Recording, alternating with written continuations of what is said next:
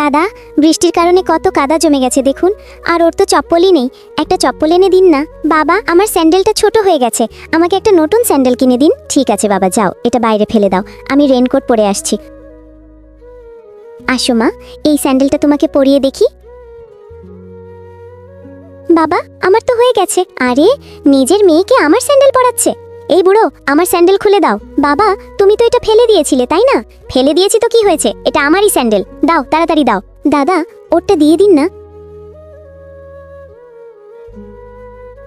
আরে বাবা, তুমি এটা কি করলে? বাবা, সে তার মেয়েকে আমার স্যান্ডেল দিচ্ছিল। বাবা, এমন কখনো কারো সাথে করা উচিত না। তাছাড়া এটা তো তুমি নিজেই ফেলে দিয়েছিলে। চল, আমার সাথে চলো। আঙ্কেল দাঁড়ান। বোন, এই নাও আমার স্যান্ডেল। ভাইয়া, তুমি তো দিতে চাইছিলে না, আমাকে মাফ করে দিও। বাবা বলেছেন যতটুকু পারি সবাইকে সাহায্য করা উচিত। ধন্যবাদ ভাইয়া। এই ছবিটাকে সুন্দর মনে করলে ভিডিওতে লাইক করে চ্যানেলটাকে সাবস্ক্রাইব করো, এরপরে আল্লাহ লিখো।